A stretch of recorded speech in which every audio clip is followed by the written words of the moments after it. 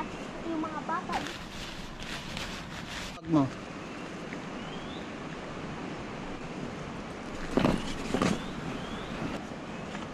Tapos yung okay. Diyan ka lang ha, sa mababaw lang ha.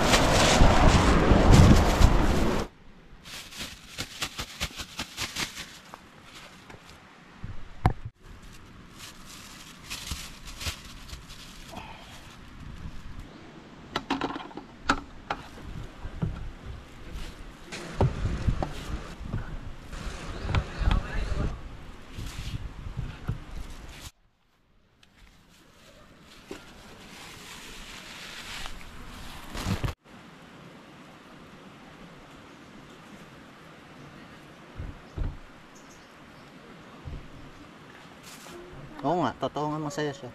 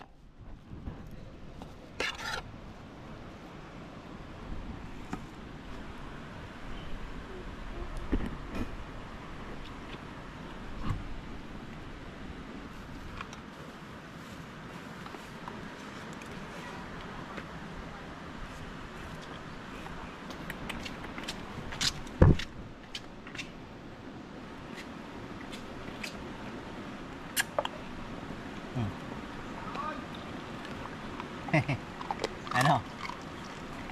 Sarap. Ito pa. Oh.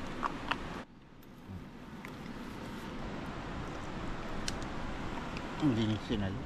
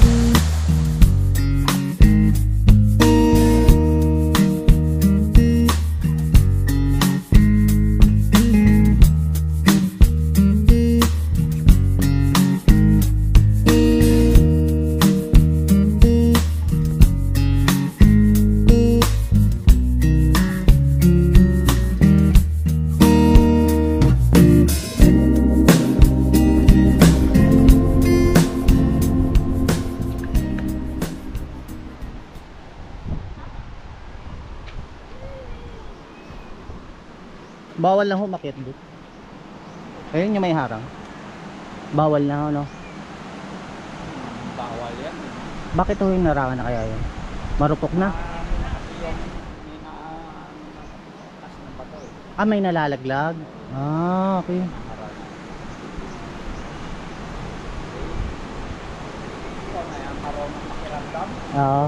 Kung ano naman ho, pwede naman no. Mag-iingat na lang ho. Kala ko ho marupok na kaya hinarangan. May nahulog pala. Baka may aksidente. Okay.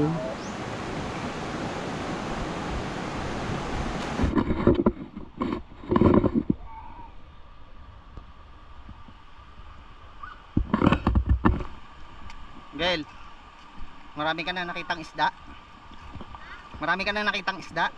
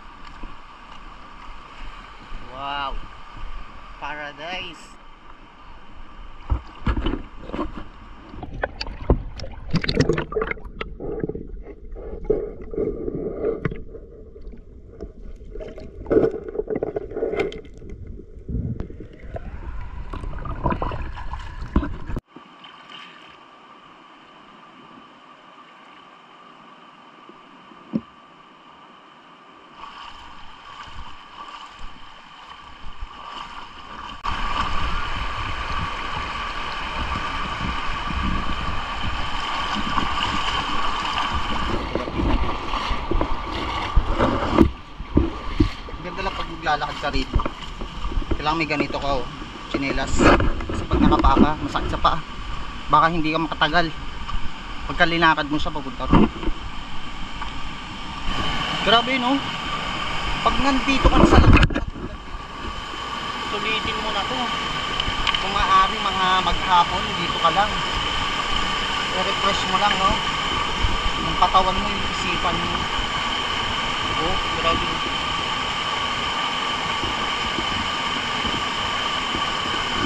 Yun lang, may mga basura. Mamaya pupulutin natin yung mga basura. Akit pa tayo dyan. Tignan natin. Ang malapitan yung ano, yung poles nya. Ayun, meron nga. Medyo struggle lang, no? Pero tsagain mo kasi maganda naman yung location na spot na pupuntahan mo. Hindi naman siya ganun kahirap. Basta kailangan nakatsinelas ka lang or aqua shoes. Isapin yung paa mo para hindi masakit pagka apak mo sa mga bato. Ang layo pa kaya?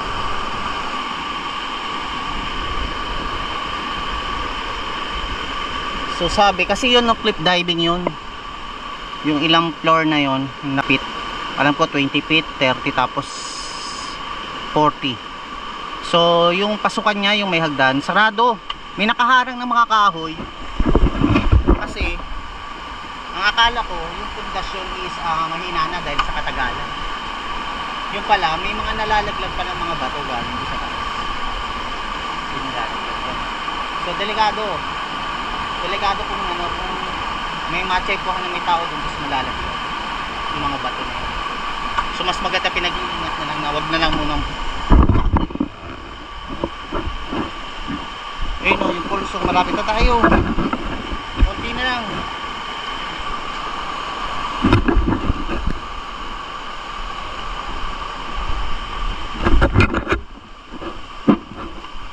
Ingat lang tayo din, no, sa pagpunta natin sa mga ganito. Ito kasi nakabisado ko na naman to, nakarating na ako dito ng mga ilang taon. Ingat din tayo kasi syempre hindi natin kabisado.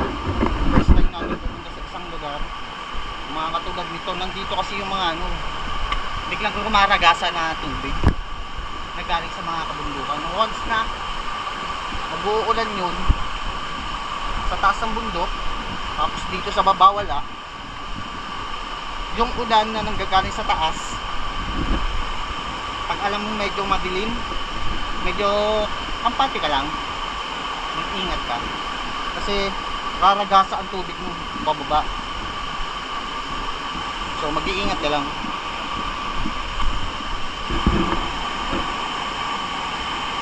Maganda yung concept.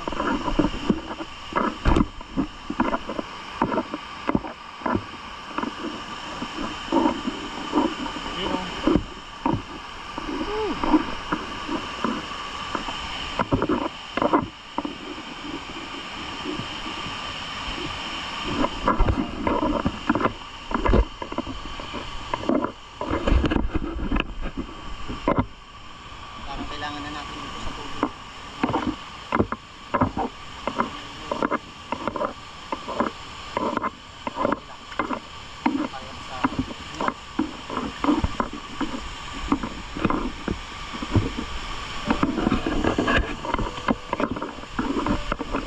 Yun naman. What a beautiful. Oh.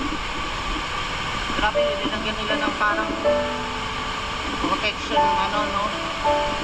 Mga poste, siguro sa lakas ng ragasa hindi ka nagagaling.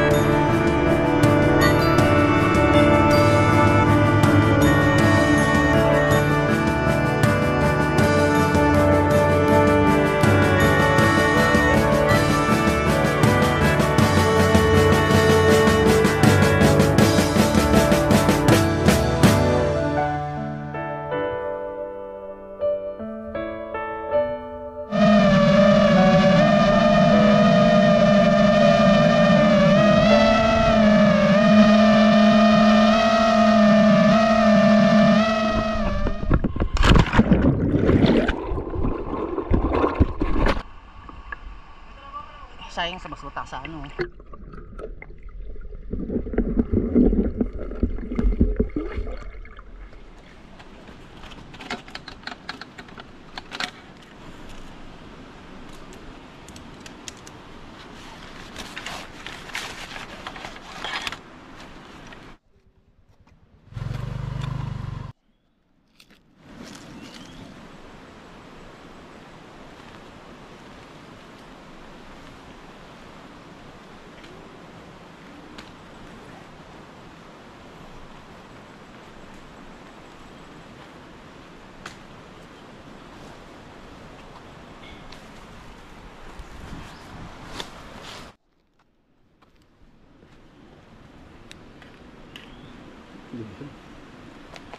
Parang eh.